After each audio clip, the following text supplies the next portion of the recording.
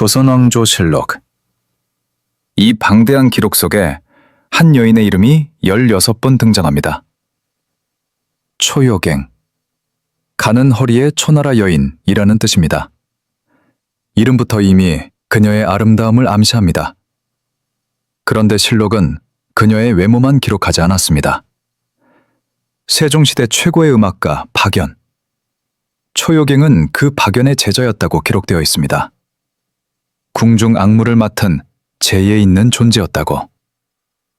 아름다움과 재능, 이 조합이 얼마나 위험할 수 있는지 오늘 이야기가 보여줄 것입니다.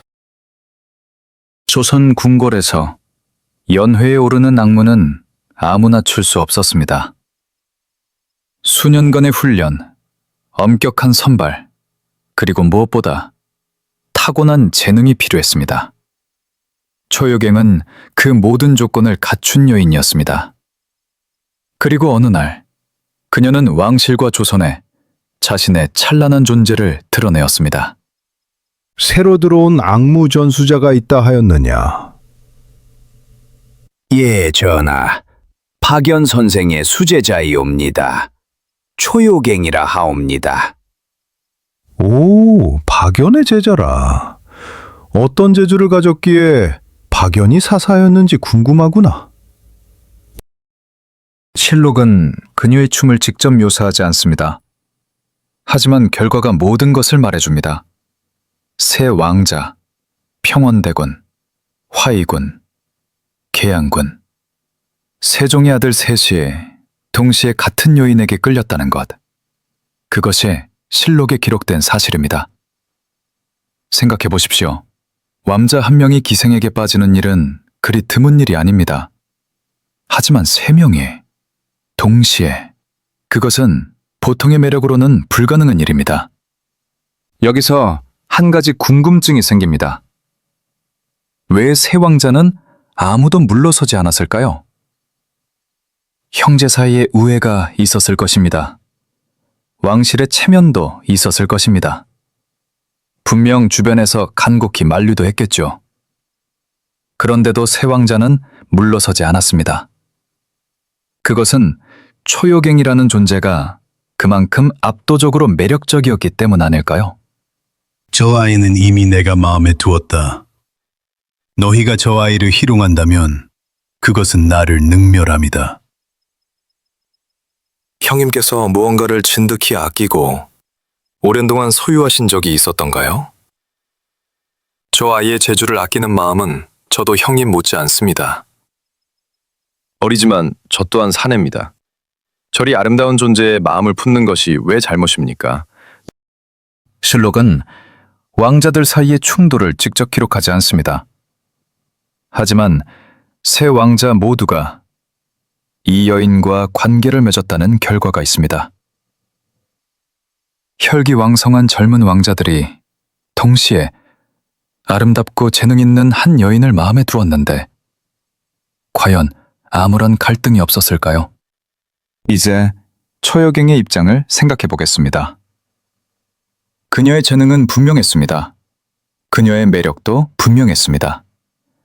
하지만 그것이 곧 안전을 의미하지는 않았습니다. 오히려 반대입니다.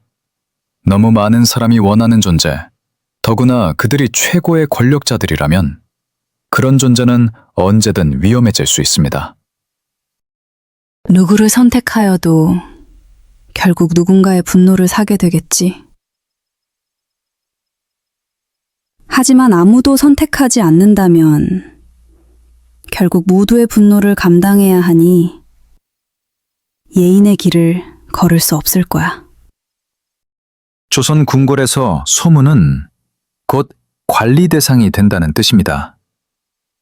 초요갱의 재능과 매력이 이런 상황을 만들었습니다. 하지만 그 재능과 매력만으로는 이 상황에서 살아남을 수 없었습니다. 실록에는 이렇게 기록되어 있습니다. 초여갱은 훗날 평원대군의 첩이 되었다고. 왜 평원대군이었을까요? 생각해보면 너무나 당연합니다. 세 왕자 중 가장 강한 힘을 가진 사람, 가장 확실한 보호를 약속할 수 있는 사람, 초여갱에게 가장 많은 지원을 제공할 수 있는 사람, 그 사람이 평원대군이었을 테니까요.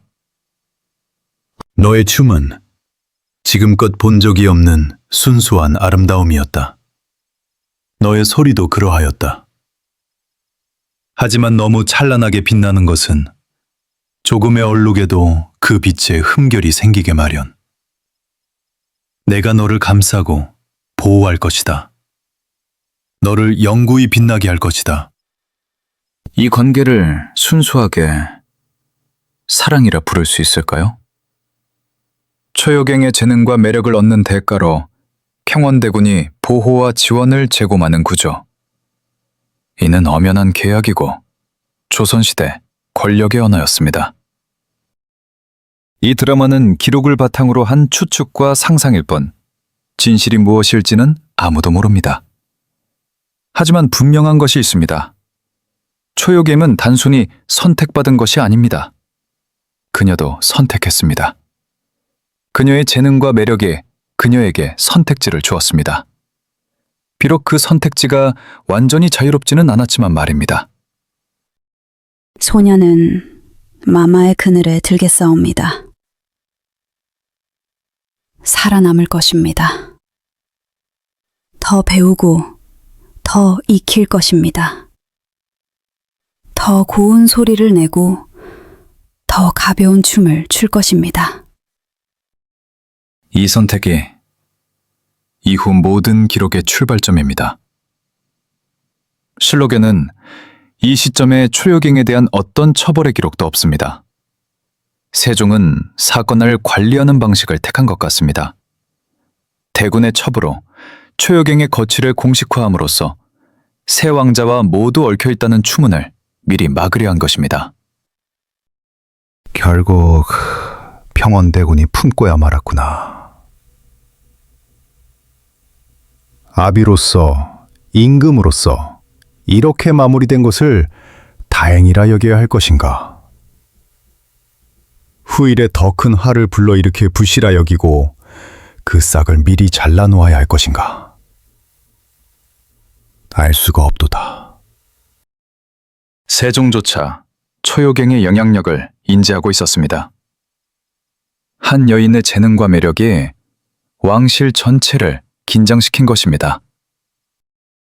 궁은 다시 잠잠해졌습니다. 겉으로는 질서가 회복된 듯 보였겠죠. 초여갱은 평원대군의 첩이 되었고 소문은 일단 가라앉았습니다. 하지만 초여갱의 재능과 매력은 사라지지 않았습니다. 화의군과 계양군의 마음도 그대로 남았겠죠. 그녀가 가진 것들이 이 사건을 시작하게 했고 그녀가 가진 것들이 이 사건을 끝나지 않게 만들 것입니다. 이 선택이 무엇을 불러왔는지는 다음 기록에서 드러납니다.